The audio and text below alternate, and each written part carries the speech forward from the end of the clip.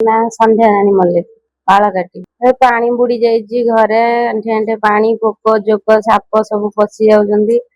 ଆଉ ଅସୁବିଧାରେ ଅଛୁ ବୋଲି ଆସିକି ପଞ୍ଚାୟତ ଅଫିସରେ ରହିଛୁ। କାଲିଠୁ ଆସିକି ସନ୍ଧ୍ୟା ବେଳଠୁ ରହିଲୁନି, ଦେଖିଲା ବେଳକୁ କିଛି ନାହିଁ, ଖାଲି ଚୋଡା ଗୁଣ୍ଡ ଦେଇଛନ୍ତି। ଛୋଟ ଛୋଟ ଛୁଆ ସେମାନେ କାନ୍ଦୁଛନ୍ତି, ଭୋଗଉଛନ୍ତି। ଆମେ କଣ କରିବୁ? ଆମେ ବି ଭୋଗ ଉପାସରେ ବଡ ଲୋକ ରହିଥିବୁ, ଛୋଟ ଛୁଆ ସେମାନେ କଣ କରିବେ? ତାଙ୍କୁ ପୁଣି ବୁଝେଇବାକୁ ପଡିବ, ଆଉ କଣ କରିବୁ? ପଡିକି ଯା ରହିଛୁ ଆଉ। ଆମେ ଚାହୁଁଛୁ କିଛି ରନ୍ଧା ଖାଦ୍ୟ, କିଛି ସାହାଯ୍ୟ ହଉ ଆଉ। ସାବିତ୍ରୀ ମଲ୍ଲିକ ବାଳକାଟି। ଆମର ବଢି ପାଣି ଘର ଦ୍ୱାର ପାଣି ପଶି ଯାଇଛି। କାଲୁ ରହିଛି ପଞ୍ଚାୟତ ଅଫିସରେ ଚୁଡା ବିସ୍କୁଟ ଗୁଡ ଦେଇଛନ୍ତି। ସକାଳେ ବି ଖାଇବାକୁ ଦେଇନାହାନ୍ତି ଏପର୍ଯ୍ୟନ୍ତ।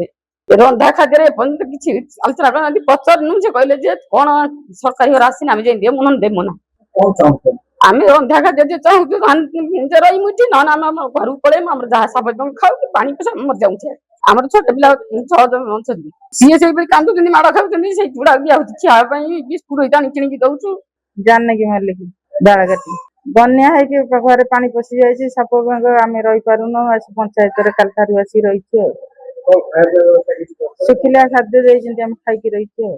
ଚୁଡା ଗୁଡ ବିସ୍କୁଟ, ନା ରନ୍ଧା ଖାଦ୍ୟ କେତେ ଆସିନି, ଶୁଖିଲା ଖାଦ୍ୟ ଆସିକି ଆମେ ପିଲାଙ୍କୁ ଦେଇକି ରହିଛୁ ଆଉ।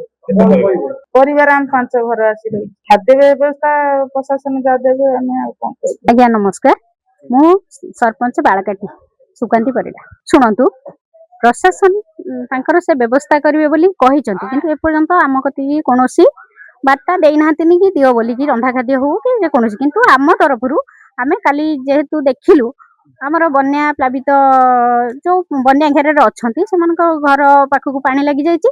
ତାଙ୍କୁ ଇମିଡିଏଟଲି ଆମେ ଚାହିଁଥିଲୁ ସ୍କୁଲ ଘରେ ରଖିବା ପାଇଁ, କିନ୍ତୁ ସ୍କୁଲ ଘରେ ଯେହେତୁ ପାଣି ବୁଡି ଯାଇଛି, ସ୍କୁଲ ଭିତରେ ଦେଖିଲୁ ଆମେ, ଆମର ପିଓ ଆଉ ସରପଞ୍ଚ, ଆମେ 2 ଜଣ ଯାଇଥିଲୁ, ଦେଖିଲୁ ସ୍କୁଲର କୌଣସି ରଖିବାର ସୁବିଧା ନାହିଁ ବୋଲି ଆମେ ଇମିଡିଏଟଲି କଣ କଲୁ ନା, ପଞ୍ଚାୟତ ଅଫିସରେ ଆଣିକି ରଖିଲୁ।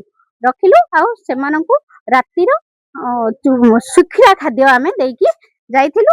କିନ୍ତୁ ପ୍ରଶାସନକୁ ଆମେ ଅନୁରୋଧ କରିବୁ, ସେମାନେ ଯେହେତୁ ଆମ ପାଖରେ ଆସିକି ଆଶ୍ରୟ ନେଇଛନ୍ତି, ପ୍ରଶାସନ ତରଫରୁ ସେ କିଛି ରନ୍ଧା ଖାଦ୍ୟର ବ୍ୟବସ୍ଥା କଲେ ଆମେ ନିଶ୍ଚୟ ଦେବୁ। ସେଇଟା ଆମେ ପ୍ରଶାସନକୁ ଜଣେଇଛୁ। ସେ ଯଦି ଆମକୁ କୌଣସି ରନ୍ଧା ଖାଦ୍ୟର ବ୍ୟବସ୍ଥା କରିକି ଦିଅନ୍ତି, ଆମେ ଯଥାଶୀଘ୍ର ଆଣିକି ସେମାନଙ୍କ ପାଖରେ ପହଞ୍ଚିବୁ। ନାଇଁ, ସେଇଟା କଣ ସମ୍ଭବ? ସେଇଟା ଆମେ ଯେହେତୁ ଆଣିକି ରଖିଛୁ, ସେଇଟା ଆମେ ଯଥା ସମ୍ଭବ ଚେଷ୍ଟା କରିବୁ ତାଙ୍କ ପାଖରେ କେମିତି ଖାଦ୍ୟଟା ପହଞ୍ଚିବା ପାଇଁ।